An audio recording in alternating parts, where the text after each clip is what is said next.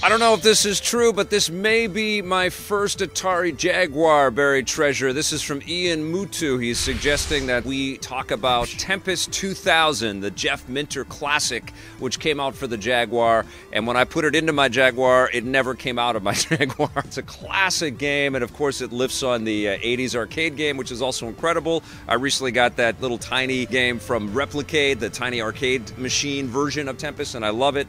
Love playing the classic, but Tempest 2000 was something more. It was Tempest as reimagined by a rave, and it had incredible electronic music and just mesmerizing effects, and it all came flying at you, and you would just get hypnotized by the experience. Lots of little in-jokes, lots of talks of yaks and other four-legged animals that Jeff Minter has always been a fan of. It's just got a great sense of fun and charm, and this just wonderful build-up. As you are getting better at the game, the music gets a little bit richer, and the sparkle effects and the particle effects within the game are just getting more dynamic and coming at you and just mesmerizing you. You're like, oh my God, this is incredible. I remember just spending hours and hours and hours cranking the tunes and getting fully lost in this. I managed to hang on to a CRT television set, and I've got my Jaguar and I've got my copy of Tempest 2000, and I wanted to hook everything up. This was the very first game that I tested out, and it's still incredible in 2019.